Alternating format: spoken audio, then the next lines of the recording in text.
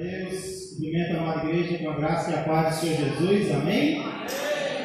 Eu quero convidar as crianças de 3 a 12 anos para irem calmamente para seus locais onde estudarão a palavra de Deus.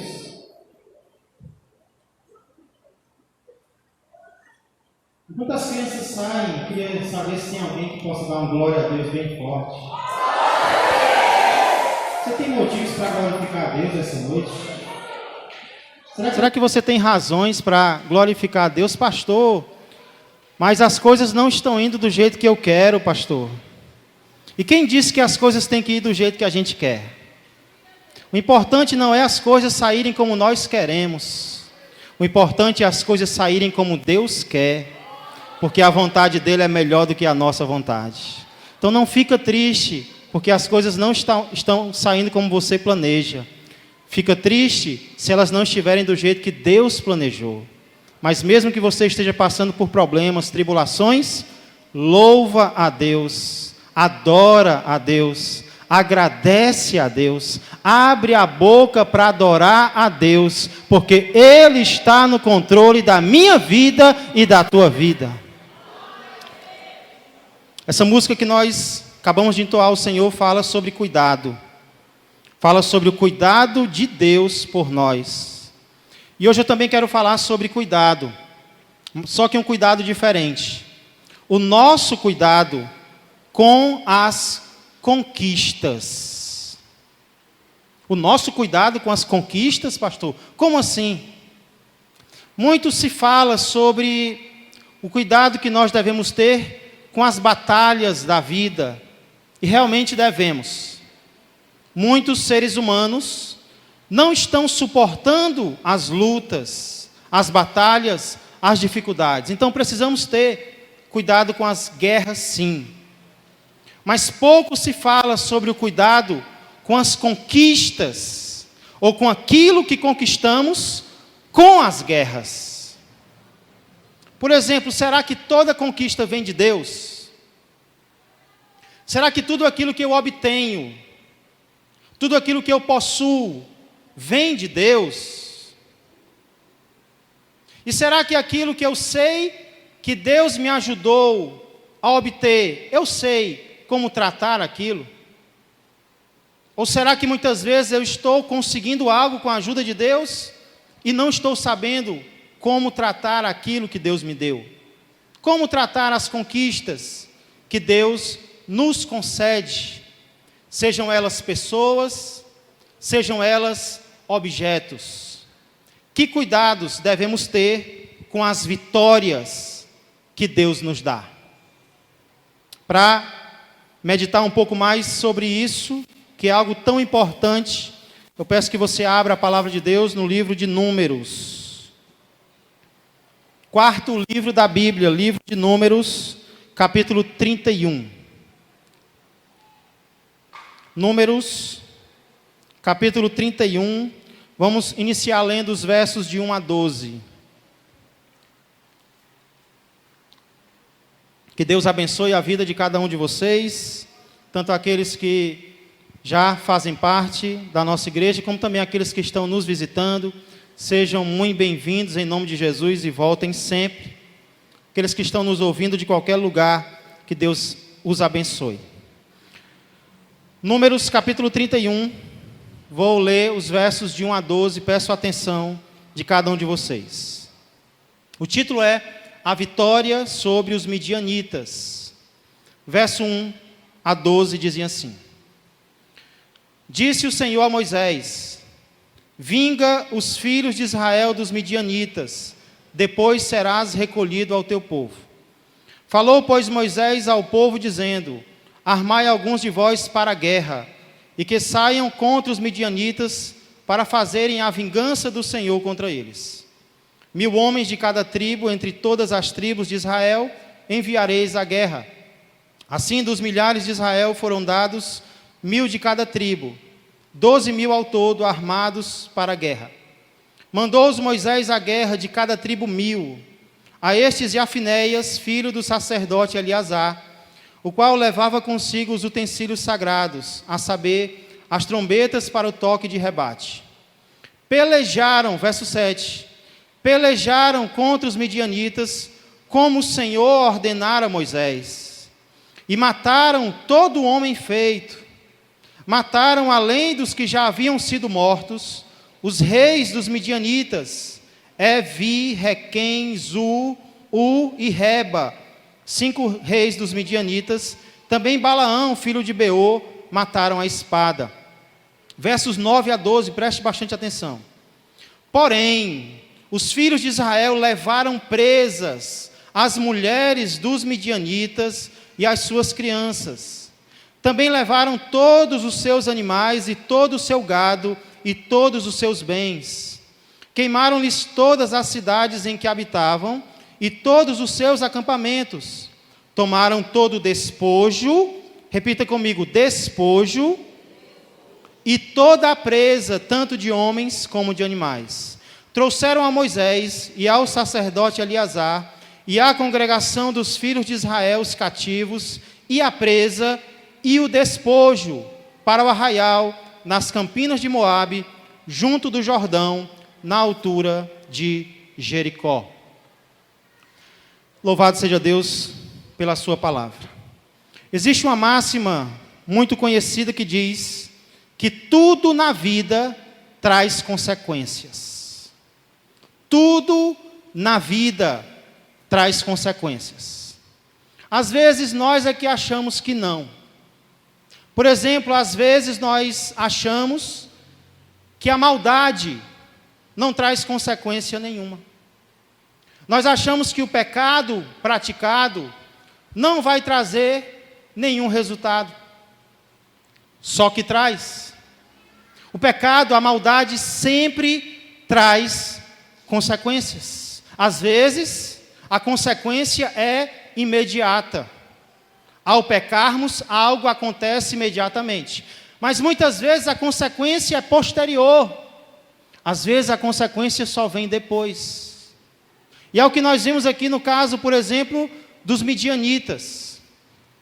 No capítulo 25 desse mesmo livro, as mulheres midianitas seduzem os homens de Israel à imoralidade e à idolatria, com a intenção de destruir o povo de Deus.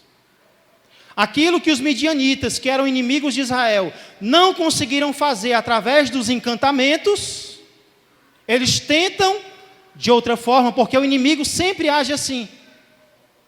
Quando ele não consegue nos derrubar de uma maneira, não pense você que ele desiste.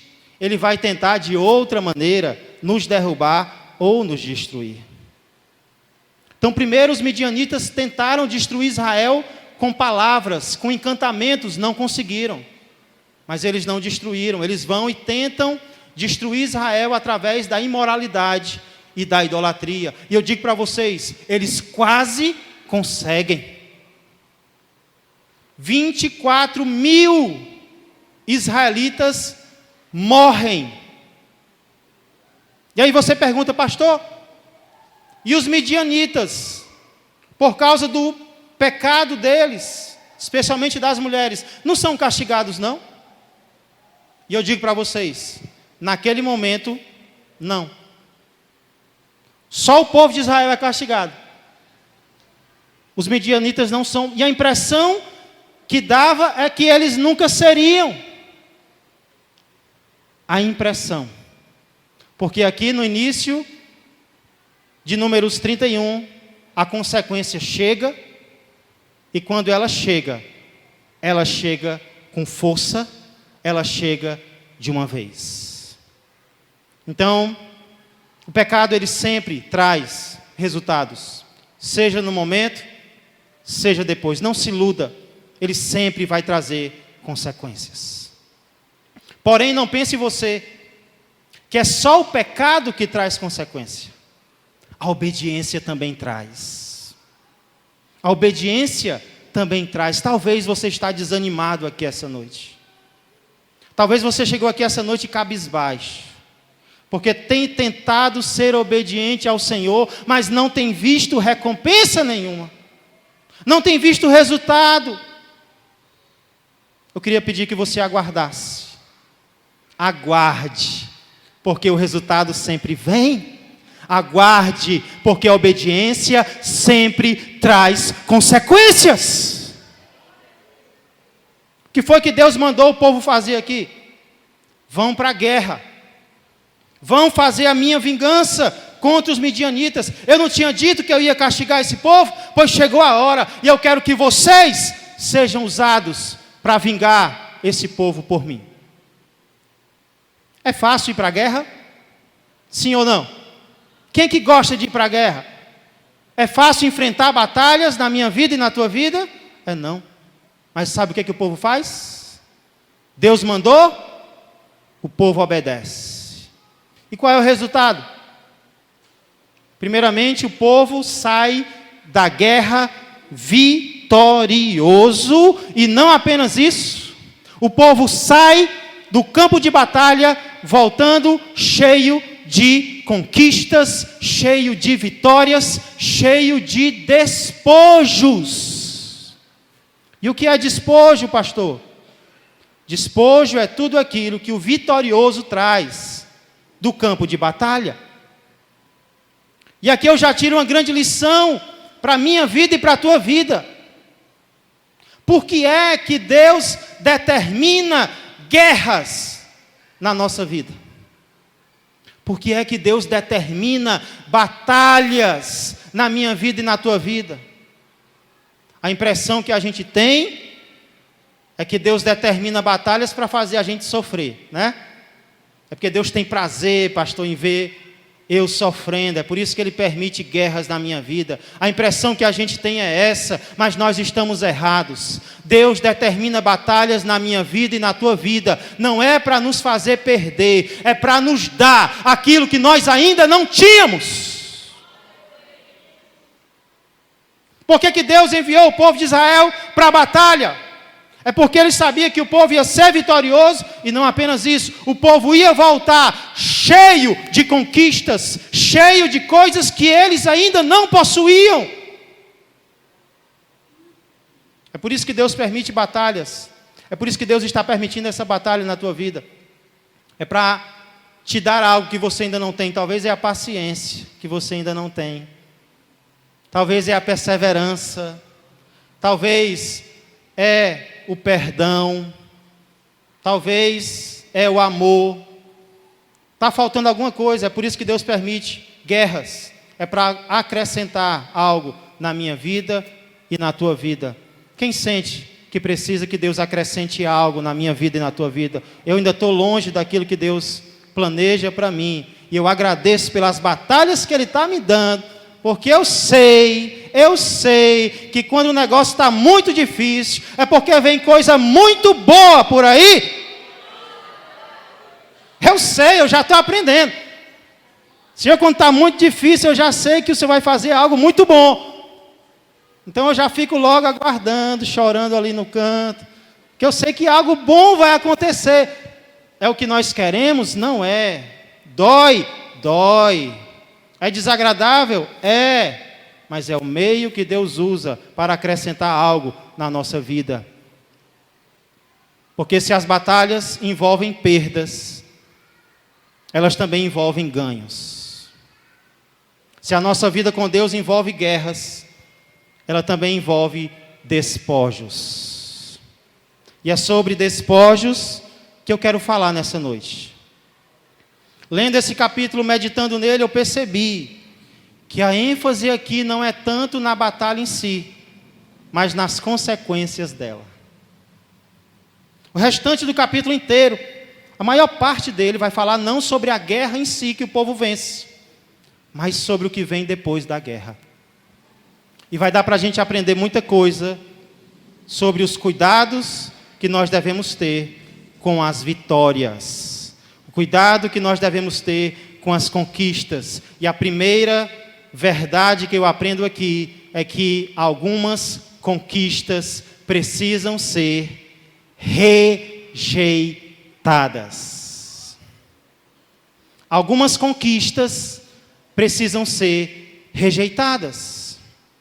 Vamos ler os versos 13 a 18. O povo venceu, o povo está voltando, o verso 13 diz: Moisés e Eleazar, o sacerdote e todos os príncipes da congregação, saíram a recebê-los fora do arraial. Indignou-se Moisés contra os oficiais do exército, capitães dos milhares e capitães das centenas, que vinham do serviço da guerra. Disse-lhes Moisés: deixastes viver todas as mulheres? Eis que estas, por conselho de Balaão, fizeram prevaricar os filhos de Israel contra o Senhor no caso de Peor, pelo que houve a praga entre a congregação do Senhor. Agora, pois, matai dentre as crianças todas as do sexo masculino, e matai toda mulher que coabitou com algum homem, deitando-se com ele. Porém, todas as meninas e as jovens que não coabitaram com algum homem, deitando-se com ele, deixai-as viver para vós outros. É muito comum encontrar no vidro de alguns carros a seguinte frase: foi Deus que me deu. Quem já viu essa frase em algum vidro de algum carro?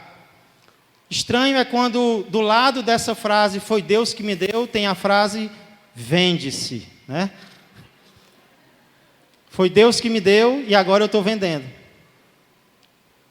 A ideia que se tem é que tudo aquilo que eu possuo, foi Deus que me deu. A ideia que se tem é que tudo aquilo que eu conquisto, eu conquistei com a ajuda de Deus. Será? Será que toda conquista é de Deus? Será que todo objeto que eu obtenho, ou todo relacionamento que eu mantenho, é da vontade de Deus? Eu não estou dizendo que eu não concordo que toda boa conquista vem de Deus, eu creio.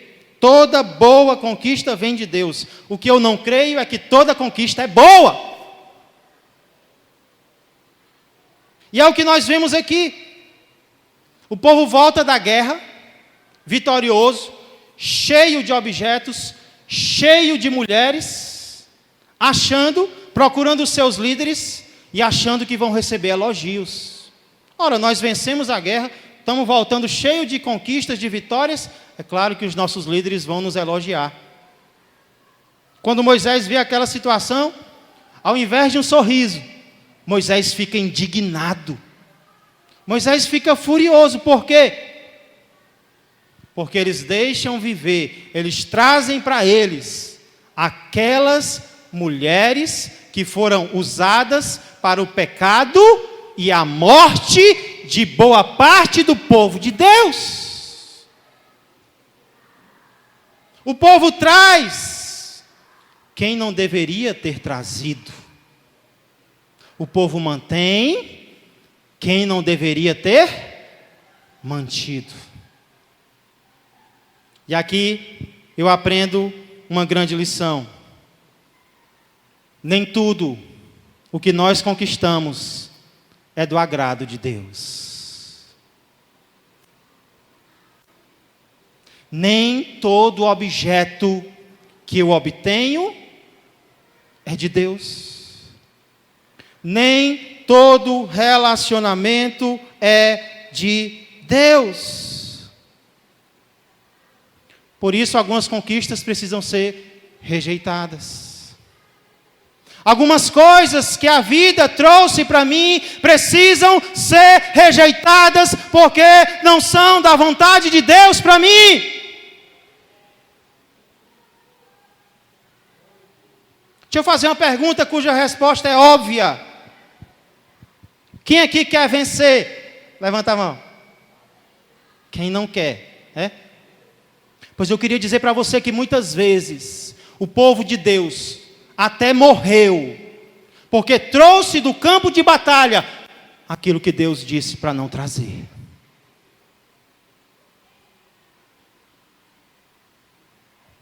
Pode ser que você esteja precisando rejeitar um objeto. Talvez você está mantendo em teu poder um objeto que Deus não te deu. Ou talvez você está mantendo um relacionamento do qual Deus não se agrada. E eu queria aproveitar que estamos nos aproximando do Dia dos Namorados. Tão romântico.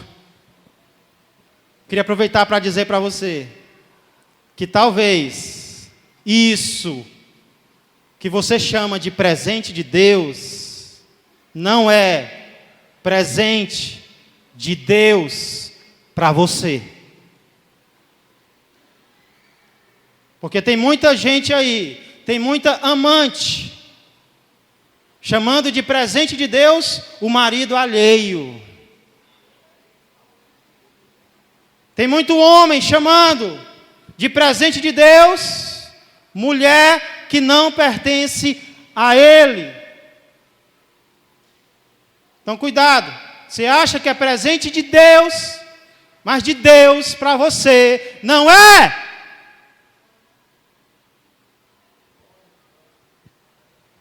O que eu faço então, pastor? Se eu entendo que algo não é da vontade de Deus para mim. A solução na época de Moisés foi matar as mulheres. Na época de Moisés, naquela época específica da conquista da terra de Canaã, a solução foi matar as mulheres. E o povo obedeceu. Mas isso não se encaixa mais nos nossos dias. Pelo amor de Deus, essa não é mais a solução, não é matar ninguém, deixa viver. A solução agora é simplesmente abrir mão. Ou, para ser mais claro, dispensar. Ou dar o fora. Dar o fora desse relacionamento que não agrada a Deus. Ah, pastor, mas é tão difícil. É difícil, mas é melhor do que ir para a cova. Porque se tem uma coisa que é capaz de destruir uma vida, é um relacionamento errado. Se tem uma coisa que pode destruir um homem ou uma mulher sérios de Deus, pense como é um relacionamento errado. E é só o que a gente vê por aí. Pastor, e como é que eu sei se o relacionamento é errado? Deixa eu perguntar para você. Essa pessoa está te aproximando de Deus ou te afastando de Deus? Essa pessoa foi Deus que te trouxe ou foi você que conquistou?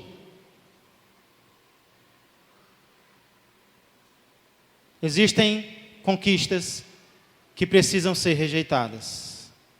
Ou você rejeita, ou você morre. Emocionalmente, espiritualmente, fisicamente, seja lá mais o que for ente. Ou você dispensa, ou você morre. Você vai preferir o quê? Aqui eu aprendo também, em segundo lugar, que algumas conquistas precisam ser purificadas. Vamos pensar agora naquelas que Deus quer que a gente mantenha, tá bom? As primeiras têm que ser rejeitadas, mas algumas Deus quer que a gente mantenha. Versos 19 a 24. Acampai-vos 7 dias fora do arraial. Qualquer de vós que tiver matado alguma pessoa, e qualquer que tiver tocado em algum morto, ao terceiro dia e ao sétimo dia vos purificareis, tanto vós como os vossos cativos. Também purificareis toda veste, toda obra de peles, e toda obra de pelos de cabra, e todo artigo de madeira. Verso 21, então disse o sacerdote Eleazar aos homens do exército que partiram à guerra: este é o estatuto da lei que o Senhor ordenou a Moisés. Contudo, o ouro, a prata, o bronze, o ferro, o estanho e o chumbo, tudo que pode suportar o fogo, fareis passar pelo fogo, para que fique limpo. Todavia se purificará com a água purificadora. Mas tudo que não pode suportar o fogo, fareis passar pela água. Também lavareis as vossas vestes ao 7º dia, para que fiqueis limpos. E também entrareis no arraial. Você tem uma conquista, você tem um objeto, um relacionamento, que Deus te mostrou que não precisa você rejeitar. E agora? Não é porque Deus não mandou rejeitar que agora o teu cuidado acaba. Pelo contrário.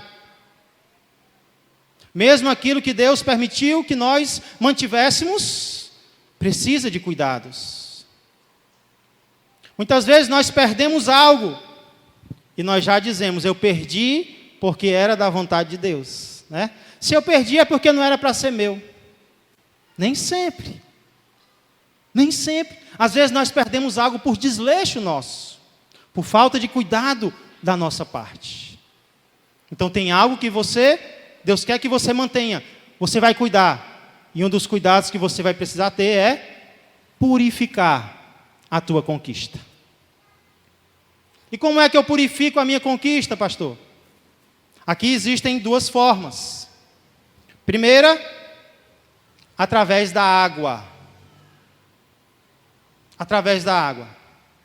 Água na Bíblia, espiritualmente falando, muitas vezes simboliza o quê? Nós somos lavados pelo quê? Muitas vezes a palavra de Deus é simbolizada pela água. Então, purifica através da palavra. Purifica o quê, pastor? Primeiro, purifique a si mesmo. Eita Deus! Quando você conquistar algo, purifique-se através da palavra. Sabe por quê? Porque tem muito sucesso matando pessoas. A pessoa luta por algo, luta por alguém, e quando a conquista vem, descansa. E quando descansa, morre. Morre porque o sucesso, ele mata. Conseguiu um emprego? Conseguiu a cura? Conseguiu relacionamento? Pois agora não é hora de parar de buscar a palavra. Pelo contrário, agora é momento de se purificar ainda mais. Deus disse, ei, vocês que mataram pessoas, vocês que vieram da guerra, fica aí 7 dias se lavando com água. O povo tinha que se purificar porque o povo estava sujo, mesmo tendo conquistado coisas. Quando você conquistar algo, continue apegado à palavra de Deus. Continue meditando na palavra de Deus, porque senão o sucesso vai te derrubar, o sucesso vai te matar. E não apenas purifique a si mesmo através da palavra, purifica a tua bênção também. Purifica a tua bênção, purifica a tua conquista. Porque o sacerdote disse, faz passar pela água o que aguentar pela água. Conseguiu um namoro, um noivado, um casamento? Então agora faz o namoro, o noivado, o casamento, ser purificado pela palavra de Deus. Então uma das maneiras pelas quais as nossas conquistas podem ser purificadas é pela água. Mas existe uma segunda maneira, através do fogo. E se água na Bíblia simboliza a palavra, fogo na Bíblia simboliza provação. Provação. As nossas conquistas precisam ser provadas pelo fogo. Só que às vezes a gente não entende. É Deus provando e a gente pedindo para Ele parar. É Deus provando um parente nosso e a gente dizendo, não, Deus, para. É Deus tentando purificar e nós pedindo para Deus interromper. Ei, a bênção é purificada pelo fogo. A conquista é purificada pelo fogo. Se Deus está provando, deixa Deus provar. Se Deus está trabalhando, deixa Deus trabalhar. Não pede para Deus tirar a mão, não pede para Deus interromper, porque Ele está fazendo uma obra. Deixa a obra de Deus continuar na bênção que Ele trouxe para você, porque Ele purifica através do fogo.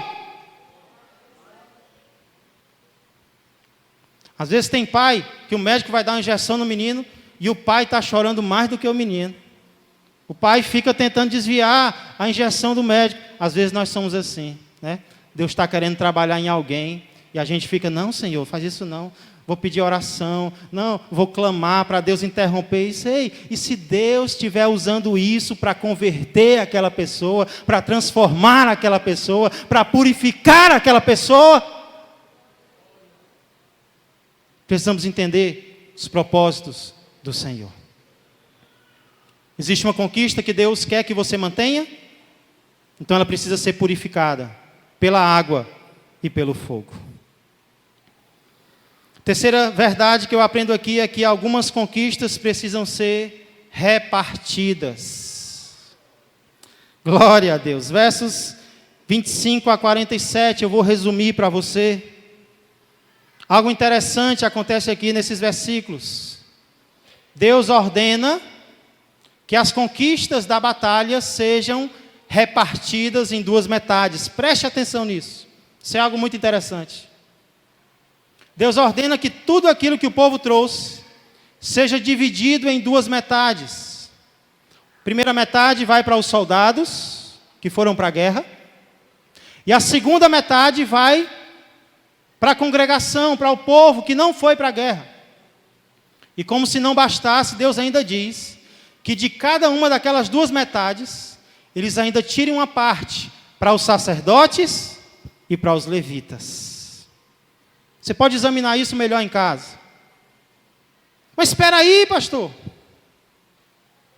Quem foi que conquistou? Quem foi que venceu a guerra? Soldados, não foi os 12 mil? Que negócio é esse? De eles repartirem o que eles conquistaram com quem não lutou? Não foram eles que conquistaram? Então é deles. Isso é muito parecido com o nosso pensamento moderno. Eu que lutei para ter, então é meu. Eu que conquistei, então é meu. Ei, bebê, não é mais assim não. Viu? Não é mais dessa forma não. Acorda. Era assim antes. O que era teu. Mas agora que você faz parte da família de Deus, o que é meu é nosso. O que é teu é nosso. Tem que ser repartido. E é, pastor. E é. É desse jeito. Não acredito não, pastor. Mas fui eu que lutei, eu que suei, eu que fui lá, batalhei, vendi, comprei, negociei. É meu, pastor. É não, bebê, não é mais assim não. Quer saber como é que é agora? Escuta. O que está escrito na palavra de Deus?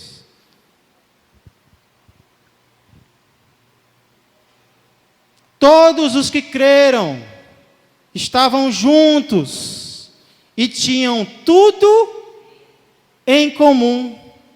Vendiam as suas propriedades e bens, distribuindo o produto entre todos, à medida que alguém tinha necessidade. Pastor, eu fiquei chocado com essa passagem. Pois espera para escutar essa. Atos, capítulo 4, versos 32 a 35, vão dizer assim: da multidão dos que creram, era o coração e a alma. Ninguém considerava exclusivamente sua nenhuma das coisas que possuía. Como é? Ninguém considerava, ninguém olhava para o iPhone e dizia: isso aqui é exclusivamente meu. Ninguém olhava para o Gol preto e dizia: esse Gol é meu. Ninguém considerava exclusivamente sua nada que possuía. Como era então? Tudo, porém, lhes era comum. Com grande poder os apóstolos davam testemunho da ressurreição do Senhor Jesus, e em todos eles havia abundante graça, pois nenhum necessitado havia entre eles.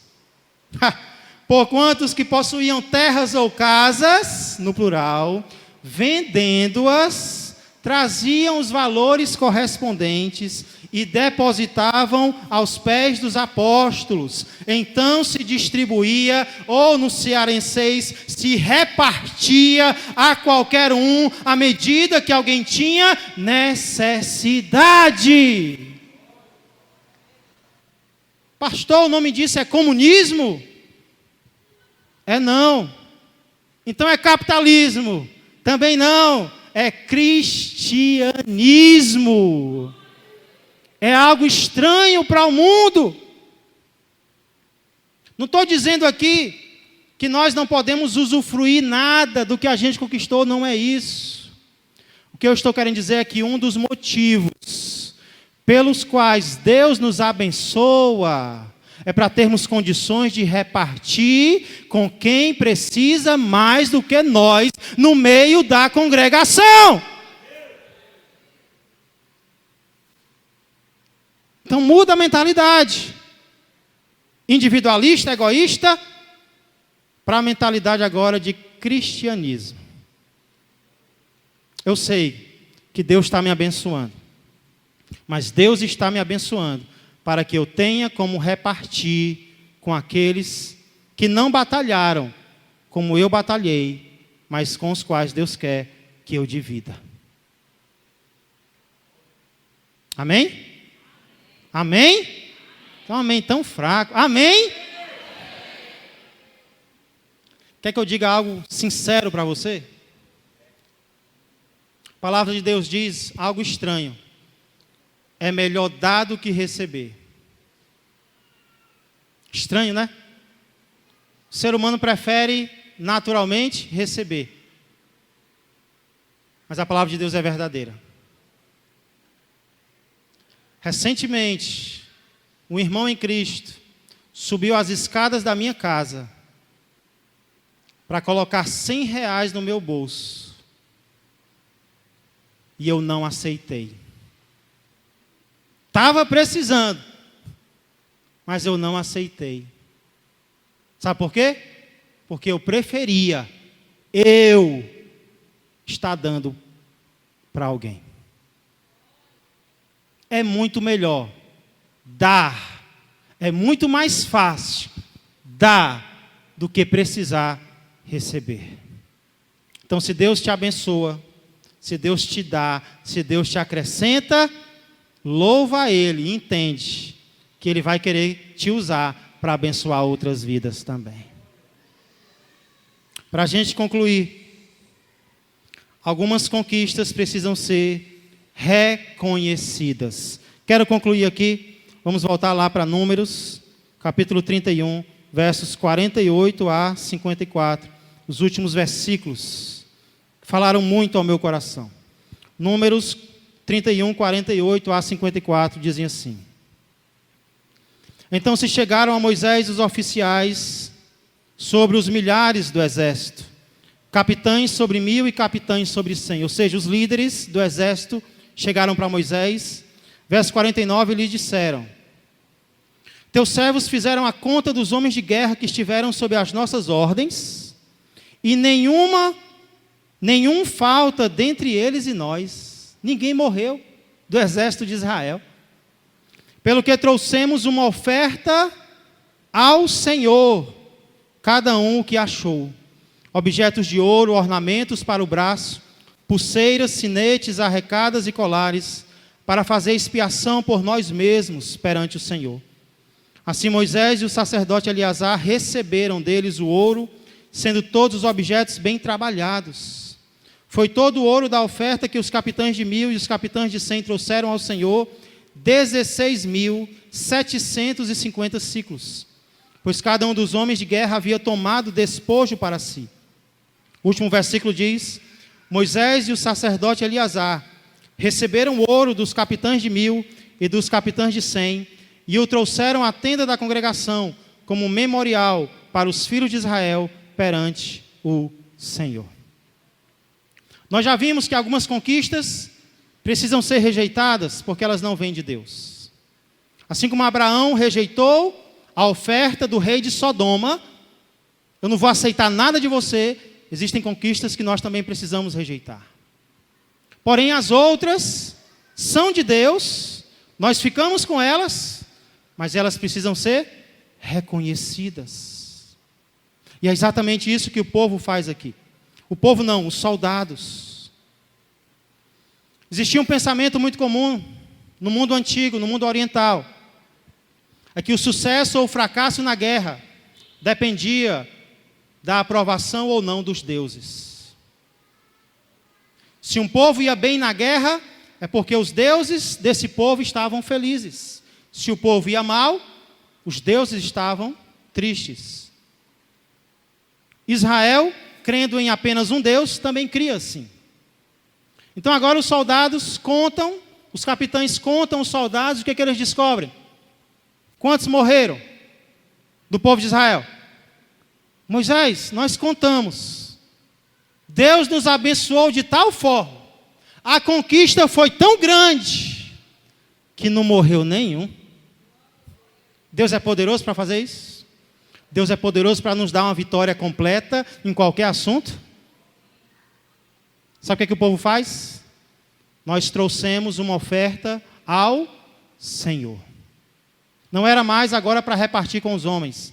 Era um reconhecimento pelo livramento que Deus havia dado a Israel.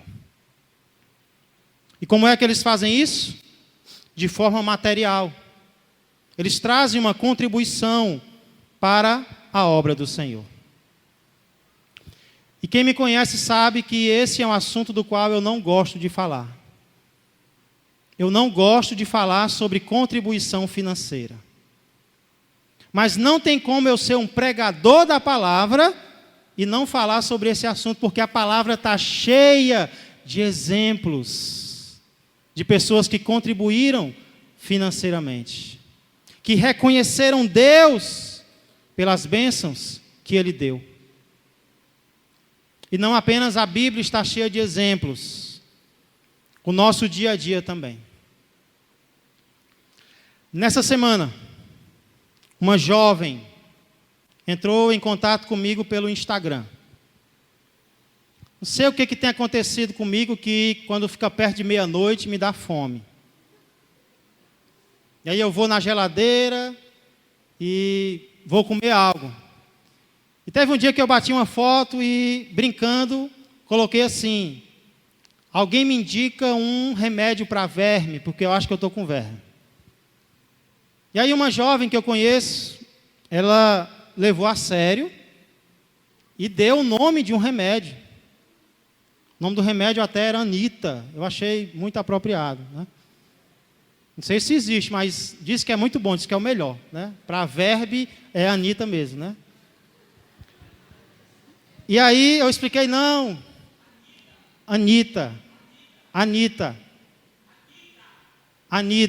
Anida, logo vi, Anida, porque tinha um T lá, eu sei que era um D. Então, eu expliquei para ela, não, eu estava brincando, é porque realmente tem me dado umas fomes, assim, de tarde da noite. E aí, depois de falarmos desse assunto, ela disse assim, pastor, eu tenho algo para lhe entregar. Já faz algum tempo que eu estou juntando aqui em casa uma contribuição e eu queria entregar para você. E ela disse, não é muito, mas eu creio que Deus pode multiplicar. E quando ela falou isso, eu lembrei de algo que ela tinha feito, essa mesma jovem, anos atrás. Em um culto como esse, ela subiu ao altar, me deu um abraço e me entregou o primeiro salário dela como enfermeira. Uma jovem. E agora ela me procura para dizer que estava juntando uma contribuição em casa há algum tempo e queria entregar. Estava preocupada porque não era muito. E eu disse, minha irmã, para Deus não tem pouco nem muito. Para Deus existe fidelidade. Por que uma jovem tomaria uma atitude dessa? Será que a motivação do coração dela é para que Deus dê mais para ela? Eu creio que não. A motivação do coração dela é o reconhecimento pelo que Deus já fez na vida dela.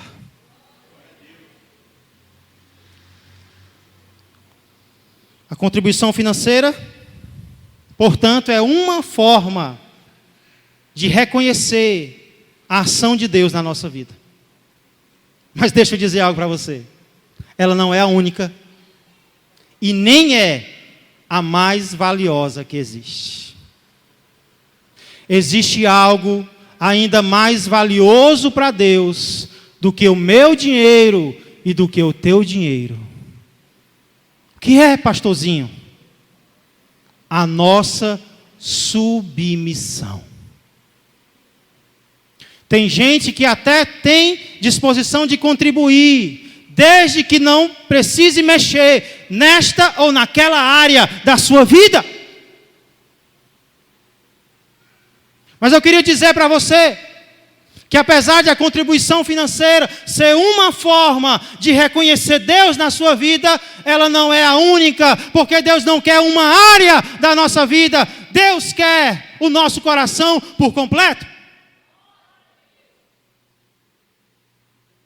Falando sobre irmãos pobres, que contribuíam financeiramente com outros mais pobres do que eles, o apóstolo Paulo diz o seguinte, lá em 2 Coríntios, capítulo 8 e versículo 5, falando sobre os crentes da Macedônia, crentes pobres, crentes que estavam preocupados com os outros pobres, Paulo diz, e não somente fizeram como nós esperávamos, mas também deram-se a si mesmos, primeiro ao Senhor, depois a nós, pela vontade de Deus.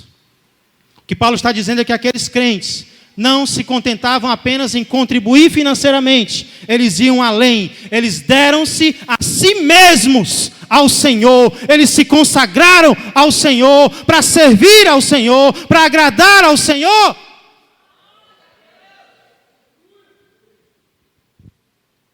O que você tem dado a Deus em reconhecimento pelo que Ele tem feito por você? Deus já te livrou, já? Deus já te protegeu, já? Deus já fez você atravessar a guerra, já? Deus já te deu vitória sobre alguma batalha, já?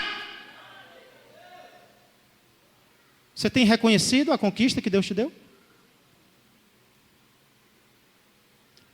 De que forma você tem reconhecido o Senhor na tua vida? Eu sei de que forma você pode fazer isso. Submetendo-se a Ele por completo. Submetendo-se ao Senhor por completo. E é isso que eu quero convidar você a fazer nesta noite. Submeta não apenas uma área da tua vida. Submeta até essa área na qual você tem lutado, na qual tem sido difícil. Entrega a tua vida por completo agora ao Senhor. Se tiver algo para ser rejeitado, rejeita. Se tiver algo para ser purificado, purifica. Se tiver algo para repartir, reparte. Mas reconhece o que Deus tem feito em você, por você e para você. Você reconhece o Senhor? Você reconhece a ação do Senhor? Então entrega a tua vida para Ele agora. Submete a tua vida para Ele agora. Diz para Ele: Senhor, eu estava contando aqui e eu sobrevivi. Senhor, eu estava aqui lembrando e o Senhor me livrou. Eu estava aqui recapitulando e o Senhor me ajudou. Eu poderia ter morrido, eu poderia ter sido destruído, eu poderia ter sido derrotado, mas eu estou aqui de pé na presença do Senhor e eu quero reconhecer que isso é devido ao teu poder na minha vida. Sabe o que eu vou fazer agora? Eu vou me consagrar a Ti, eu vou me entregar a Ti, eu vou me submeter a Ti. Ah, pastor, mas é difícil. Você lembra da impressão que eu disse que às vezes a gente tem em relação aos planos de Deus para nós? A impressão que a gente tem é que Deus quer que a gente sofra, Deus quer que a gente perca, né? Talvez é isso que está surgindo no teu coração agora. Se eu me entregar para Jesus, eu vou perder. Se eu me submeter a Jesus, Ele vai tirar isso da minha vida, Ele vai controlar essa área, eu vou perder. Eu queria dizer que é só impressão tua. Deus não quer fazer você perder. Deus quer fazer você ganhar aquilo que você ainda não ganhou. Deus quer te dar aquilo que você ainda não tem. A alegria no coração, a paz, a tranquilidade, o amor que está faltando, que o mundo não dá, que não se conquista lá fora. Deus quer te dar. Entrega a tua vida para Ele. Eu fiz isso anos atrás. E eu só me arrependo de uma coisa: não ter feito antes. Quem aqui aceitou a Cristo de verdade, vai testemunhar que não se arrepende do que fez. Se arrepende de não ter feito antes. Quem concorda comigo?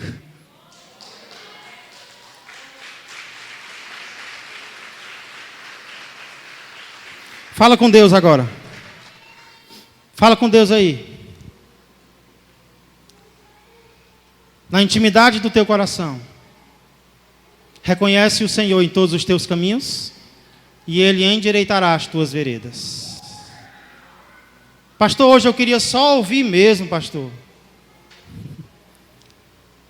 Lembra que eu disse no início que não é como a gente quer? É como Deus quer. Deus te trouxe aqui para ouvir? Sim. Mas Deus te trouxe aqui para mudar a tua história. Deus te trouxe aqui para mudar o teu coração. E Ele diz: eis que estou à porta e bato. O inimigo arromba. O inimigo invade. Jesus Cristo está à porta e bate. Se alguém ouvir a sua voz e abrir a porta, Ele entrará na casa e terá comunhão com você. Convida Jesus para entrar agora. Tenho certeza que Ele está batendo na porta do teu coração. Convida Jesus para entrar. Curva a tua cabeça. E diz: Senhor Jesus, eu reconheço que eu estou aqui devido ao teu poder, devido ao teu amor, demonstrados por mim naquela cruz, morrendo em meu lugar.